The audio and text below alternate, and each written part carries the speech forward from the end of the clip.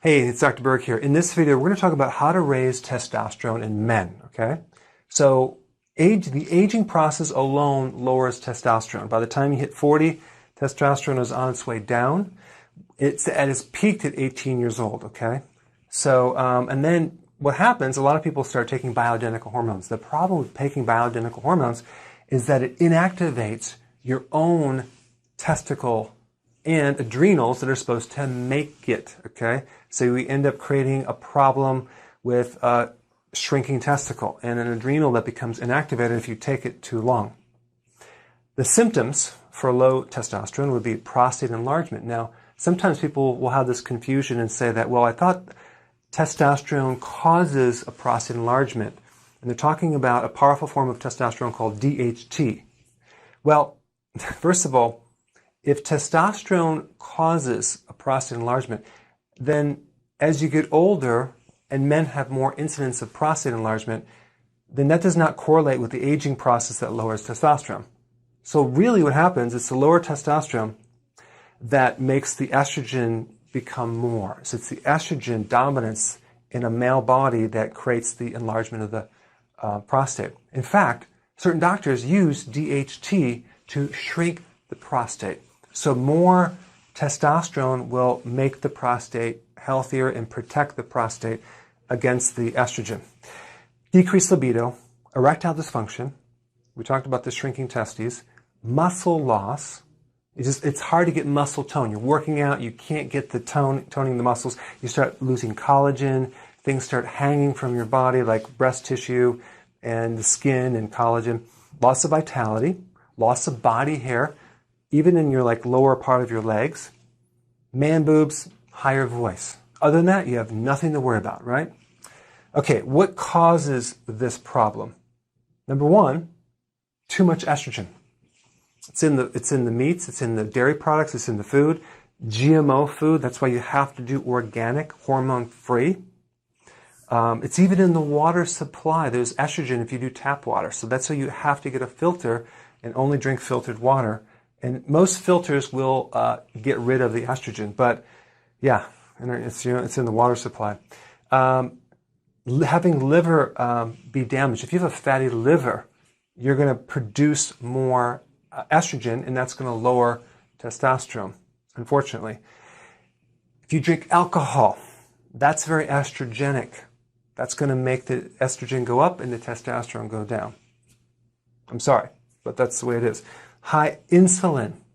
Insulin from sugar, like grazing at night, snacking too much.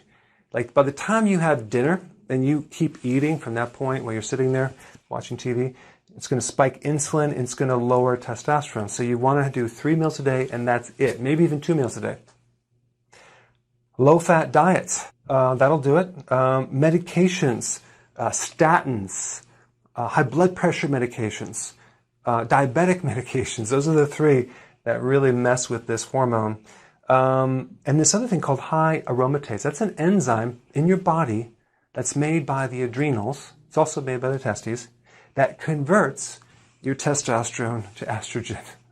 So here you are trying to salvage that last bit of testosterone you have, and this darn enzyme is converting it to estrogen, and the body's becoming more feminized.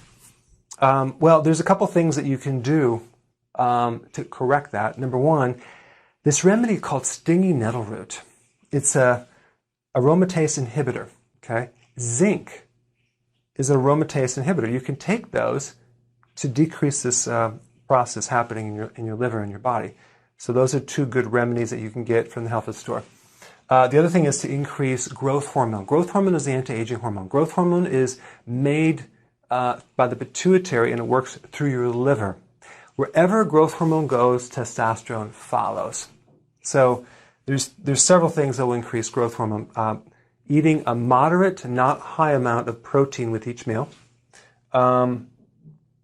Sleep, getting enough sleep, lowering stress, which will enhance the sleep.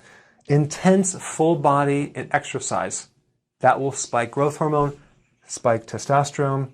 Deadlifts are the best workout to increase testosterone because you're using the upper body and lower body, but you have to get your form down and work up very gradually or you could hurt your back. intermittent fasting, okay? That will also correct the insulin right here. So not eating so frequent will help this as well. That's interesting. The whole thing is, it's like, I don't know who came up with this idea we have to have 3 meals a day or 6 meals a day. You gotta want to eat when you're hungry. If you eat the right things, you're going to be more satisfied. You'll work off your own fat and you'll need to eat less. But you never want to eat if you're not hungry.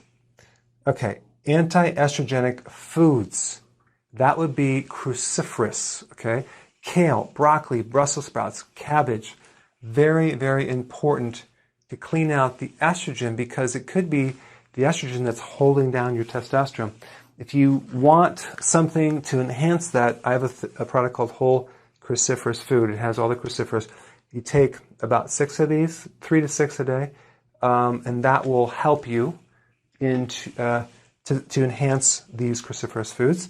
And then you want to decrease cortisol. Cortisol is a stress hormone from the adrenals, and that is kind of dependent on how much sleep that you get, but also sun. I had this guy, he had this pot belly, and all you have to do is go to Florida for 1 week in the sun, and it just comes right down. It's amazing. So a good amount of sun lowers cortisol. That will help shrink the belly as well. So that's another remedy. Yes, you can do vitamin D in the winter, but if you can get some sun, that would help lowering cortisol. Okay? So these are just some tips to help you enhance this hormone. So put your comments below. Thanks for watching.